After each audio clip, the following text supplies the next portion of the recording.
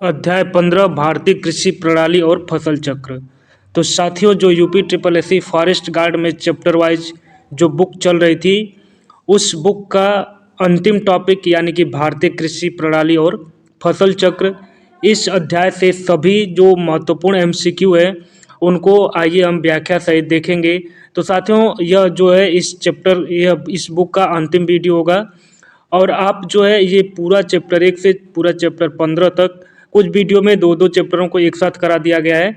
तो आप सभी जो है प्लेलिस्ट एग्जाम फर्स्ट चैनल पर बना दी जाएगी और आप परीक्षा के अंतिम दिनों पर पूरा प्लेलिस्ट को जाकर यहाँ पर आप जो है शुरुआत से रिवीजन कर सकते हैं। तकरीबन इसमें अगर औसतन देखा जाए 25 प्रश्न एक जो अध्याय से होगा, तो आपको लगभग लगभग यहाँ पर 300, 350, 400 तक प्रश्न जो है आपको एमसीक्यू के माध्यम से पूरी बुक में दिया गया है। तो आप इन प्रश्नों को देख लेंगे तो आपको जरूर निसंदेह आपको परीक्षा हाल में लाभ मिलेगा। और वीडियो के अंत में मैं आपको बताऊंगा कि आप कैसे जो है प्लेलिस्ट एग्जाम फर्स्ट चैनल पर जाकर देख सकते हैं। वहाँ पर आपको सभी जो है चैप्टर वाइज आपको वहाँ पर लगा दिया जाएगा ताकि आपको आसानी से क्रम वाइज आप सभी चैप्टर्स को देख सकते हैं। तो साथियों, आइए जो अंतिम चैप्टर है इससे संबंधित सभी जो महत्वपूर्ण प्रश्नों को व्याख्या सहित देखेंगे। तो नमस्कार दोस्तों, सभी का स्वागत है एग्जाम फर्स्ट चैनल पर। और साथियों, पहला प्रश्न देखेंगे कि भारत की जनसंख्या का लगभग कितना भाग अभी भी कृषि पर निर्भर है। तो साथियों, इस विकल्प में जो दिया गया है यहाँ पर यानी कि आधा, तो यहाँ पर देखते हैं व्याख्या कि भारत की जनसंख्या का लगभग आधा भाग अभी भी कृषि पर निर्भर है, जबकि राष्ट्रीय आय में कृषि और संबंध क्षेत्र का योगदान 20% से कम रह गया है। 2022 वन दरोगा मेंस का प्रश्न है, आप यहाँ पर देख सकते हैं। निम्नलिखित में से कौन सी रबी की फसल है? तो इस प्रश्न का जो सही उत्तर है वो विकल्प सी यानी कि चना। चना रबी की फसल है। रबी की फसल अक्टूबर नवंबर में बोई जाती है और मार्च अप्रैल तक काट ली जाती है। चावल, बाजरा, कपास खरीफ की फसलें हैं। ये फसलें जून जुलाई में बोई जाती हैं और अक्टूबर नवंबर तक काट ली जाती हैं। वहीं जायद की फसल ग्रीष्मकालीन होती हैं। इसमें सब्जियां तथा चारे की खेती की जाती है। तो खीरा, ककड़ी जो सलाद के आइटम होते हैं वो सभी जो जायद की फसल के अंतर्गत आते हैं। निम्नलिखित में से किसने जौ और रागी के लिए न्यूनतम समर्थन मूल्य और निर्गम मूल्य की सिफारिश की है? तो इस प्रश्न का उत्तर होगा विकल्प ए यानी कि आर्थिक मामलों की कैबिनेट समिति। वन दरोगा मेंस 2022 में पूछा गया प्रश्न है। जौ और रागी के लिए न्यूनतम समर्थन मूल्य और निर्गम मूल्य की घोषणा आर्थिक मामलों की कैबिनेट समिति कृषि लागत और मूल्य आयोग की सिफारिश के आधार पर करती है। न्यूनतम समर्थन मूल्य वर्तमान में कुल 22 फसलों का किया जाता है। न्यूनतम समर्थन मूल्य वह राशि है जिस पर सरकार किसान से उसकी उत्पादित फसल के संपूर्ण विक्रय योग्य हिस्से को खरीदने का आश्वासन देती है। नमी के तनाव का सामना करने के लिए बीज को दिया जाने वाला एक विशेष उपचार कहलाता है। तो इस प्रश्न का जो उत्तर है वह जो विकल्प बी यानी कि सीड प्राइमिंग यानी कि बीज प्राइमिंग। सीड प्राइमिंग एक निर्दिष्ट समय के लिए जिंक या अन्य सूक्ष्म पोषक तत्वों से युक्त घोल में बीजों को भिगोने की एक कम लागत वाली तकनीक है, जिसके बाद बीजों को फिर से सुखाया जाता है। अर्थात नमी के तनाव का सामना करने के लिए बीज को दिया जाने वाला एक विशेष उपचार बीज प्राइमिंग कहलाता है। बीज दृढ़ीकरण की विधि में शामिल है, तो यहाँ पर क्या शामिल है? तो चारों विकल्प को देखेंगे तो इस विकल्प का जो सही उत्तर है वो विकल्प सी यानी कि वृद्धि नियामकों और सूक्ष्म पोषक तत्वों जैसे जैव सक्रिय रासायनिक विलयनों में बीज को भिगोना। पूरा यहाँ पर व्याख्या देखेंगे कि बीज दृढ़ीकरण या बीज फोर्टिफिकेशन खाद्य आपूर्ति की पोषण गुणवत्ता में सुधार करने और स्वास्थ्य के लिए न्यूनतम जोखिम के साथ बीजों में अधिक पोषक तत्वों को बढ़ाने का अभ्यास है। इसमें बीजों को वृद्धि नियामकों एवं सूक्ष्म पोषक तत्वों जैसे जैव सक्रिय रासायनिक विलयनों में बीज को भिगोया जाता है। निम्नलिखित में से क्या भारत की हरित क्रांति से संबंधित है?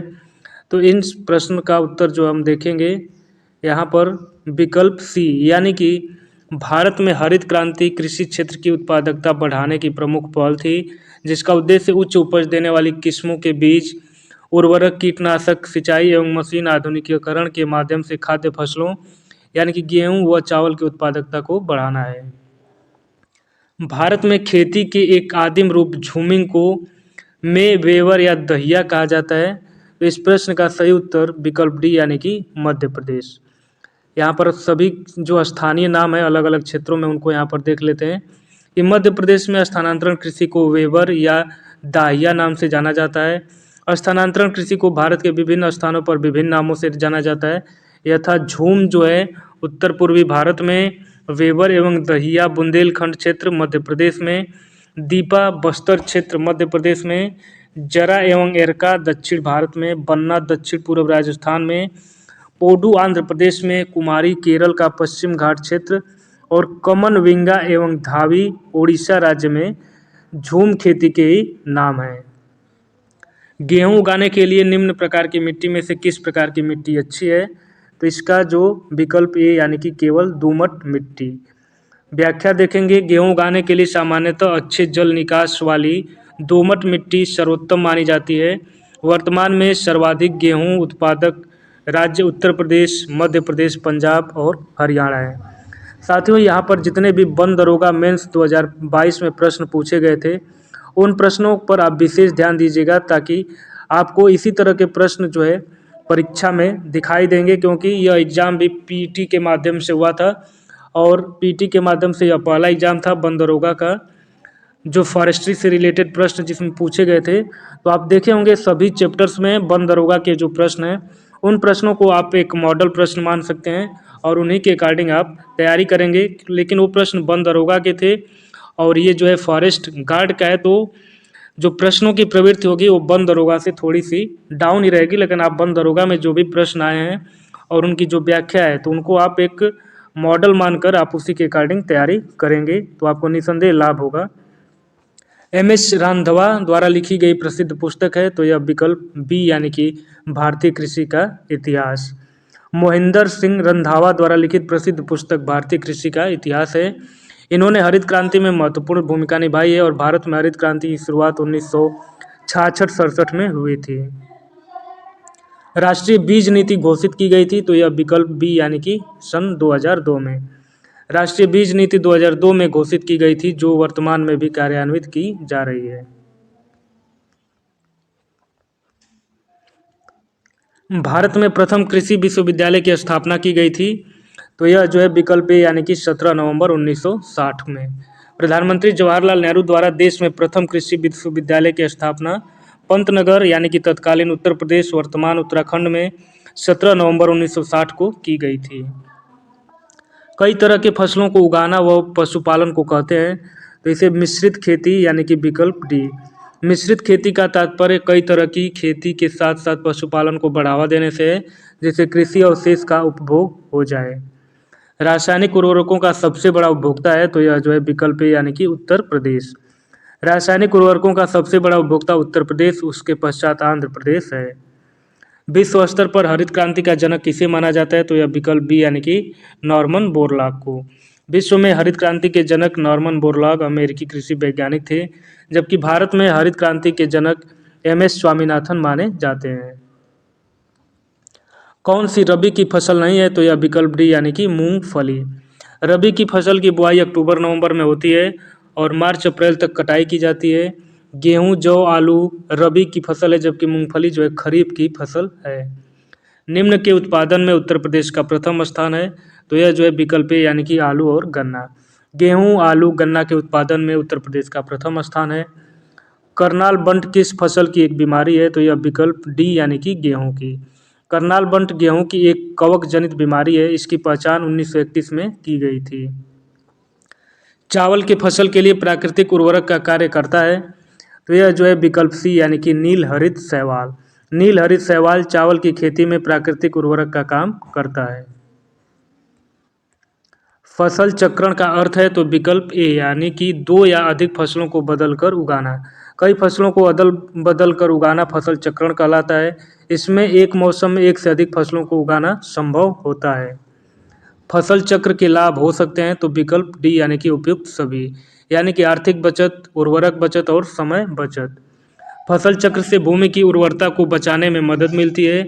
उर्वरक के साथ किसानों को अधिक आर्थिक लाभ और समय की बचत होती है। निम्न में से कौन सा एक वर्षीय फसल चक्र है? तो यह विकल्प ए यानी कि मक्का। मक्का गेहूँ एक वर्षीय फसल चक्र है, जबकि धान चना ज्वार द्विवार्षीय फसल चक्र की श्रेणी में आते हैं। निम्नलिखित में कौन से शस्य योजना को प्रभावित करने वाले घटक हैं? तो यहाँ पर विकल्प डी यानी कि उपयुक्त सभी, यानी कि मिट्टी जलवायु सिंचाई सभी जो है शस्य योजना को प्रभावित करने वाले घटक हैं।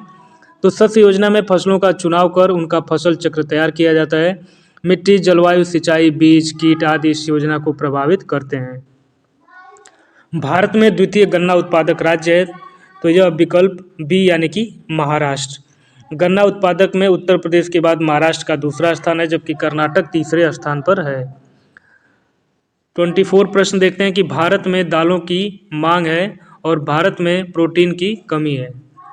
तो इस प्रश्न का उत्तर जो है विकल्प सी यानी कि ए सही है, परंतु आर गलत है। भारत में दालों की मांग में अधिकता है, परंतु प्रोटीन की कमी नहीं है। भारतीय लोग दाल के रूप में प्रोटीन का अधिक प्रयोग करते हैं, जबकि प्रोटीन के अन्य साधन भी हैं। प्रमुख फसल अरहर की उत्पत्ति कहाँ हुई थी? तो यहाँ पर विकल्प ए यानी कि भारतवर्ष में। अरहर की उत्पत्ति भारतवर्ष में हुई थी, जबकि धान की उत्पत्ति दक्षिण पूर्व एशिया, गेहूं की उत्पत्ति मध्य एशिया, मसूर चीन तथा मक्का की उत्पत्ति मध्य अमेरिका मानी जाती है।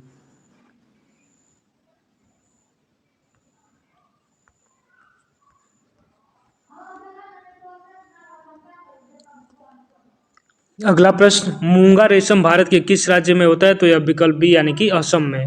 मूंगा रेशम असम राज्य में सर्वाधिक उत्पादित की जाती है। असम कुल मूंगा रेशम का 91.07% उत्पादन करता है। कौन सा कथन गलत है बताना है। तो इस प्रश्न का जो सही उत्तर है वो विकल्प डी यानी भारत चाय का प्रथम उत्पादक देश है। चाय का वर्तमान में प्रथम उत्पादक देश चीन है, भारत का स्थान द्वितीय है। झूमिंग है तो क्या है यह? विकल्प सी यानी कि खेती की एक पद्धति है।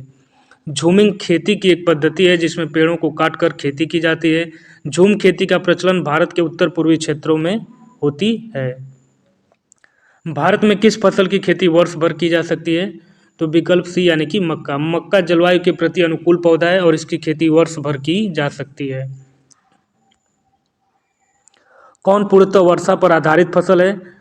तो यहाँ पर विकल्प ए यानी कि बाजरा। मूंगफली बाजरा तिल शुष्क क्षेत्रों में वर्षा पर आधारित फसल है। वैश्विक रूप से नारियल उत्पादन प्रथम स्थान रखता है, तो यह विकल्प ए यानी कि इंडोनेशिया। वैश्विक स्तर पर इंडोनेशिया नारियल का प्रथम उत्पादक देश है, जबकि फिलीपींस दूसरे एवं भारत तीसरे स्थान पर आता है। निम्न में से कौन सी गेहूं की प्रजाति नहीं है? तो यह विकल्प डी यानी कि कौशल। यानी कि कौशल मूंगफली की एक प्रजाति है, जबकि कुंदन कल्याण सोना सोनालिका अर्जुन गेहूं की प्रजाति है। राजस्थान प्रमुख उत्पादक है, तो यह विकल्प ए यानी कि सरसों। राजस्थान सरसों का प्रमुख उत्पादक राज्य है, जबकि दाल का प्रमुख उत्पादक राज्य मध्य प्रदेश है। तो साथियों इस तरह से आप देख सकते हैं कि हमने चैप्टर 15 से रिलेटेड सभी महत्वपूर्ण यानी कि 33 महत्वपूर्ण एमसीक्यू को व्याख्या सहित यहाँ पर देख लिया। और इसी के साथ यह पूरे बुक जो है जिसमें फॉरेस्ट्री से रिलेटेड सभी 15 टॉपिक को हमने यहाँ पर क्वेश्चन आंसर के माध्यम से व्याख्या सहित कंप्लीट कर लिया। तो साथियों इस तरह से पूरा वीडियो आज कंप्लीट हो गया। आपको चैनल पर प्लेलिस्ट बन जाएगी और वहाँ पर आप क्रम से चैप्टर 1 से चैप्टर 15 तक का आपको थंबनेल पर लिखा हुआ मिल जाएगा, तो आप पूरा रिवीजन कर सकते हैं। और साथियों आप प्लीज़ विश्वास करिएगा, आप इन सभी प्रश्नों का रिवीजन करिएगा और निसंदेह आपको जो फॉरेस्ट्री से प्रश्न पूछे जाएंगे तो आप उसमें बहुत ही अच्छा करेंगे, परंतु आपको व्याख्या सहित पूरे प्रश्न को पूरे वीडियो को इत्मीनान से साथियों देखना है। तो आप सभी साथियों का बहुत बहुत धन्यवाद। और हाँ दोस्तों, अगर आप इस चैनल पर पहली बार विजिट किए हैं तो प्लीज़ आप इस चैनल को सब्सक्राइब कीजिएगा, ताकि आने वाले जो भी एग्ज़ाम्स हैं उनको भी लेकर आपको पीडीएफ के माध्यम से, एमसीक्यूज के माध्यम से, क्वेश्चन आंसर के माध्यम से, थ्योरी के माध्यम से जितना संभव हो सकेगा आपको तैयारी करवाया जाएगा। क्योंकि तैयारी देखिए, आप पढ़ाई सभी लोग कहीं ना कहीं से करते हैं, लेकिन लास्ट के टाइम में जो हम क्वेश्चन आंसर के फॉर्मेट में पढ़ते हैं तो वहाँ पर जो मेन पॉइंट है, टॉपिक है, वो एक बार क्लियर हो जाता है, तो काफ़ी एग्जाम में जो है लास्ट के टाइम में काफ़ी मदद मिलती है। तो साथियों आप सभी का बहुत बहुत धन्यवाद। नमस्कार।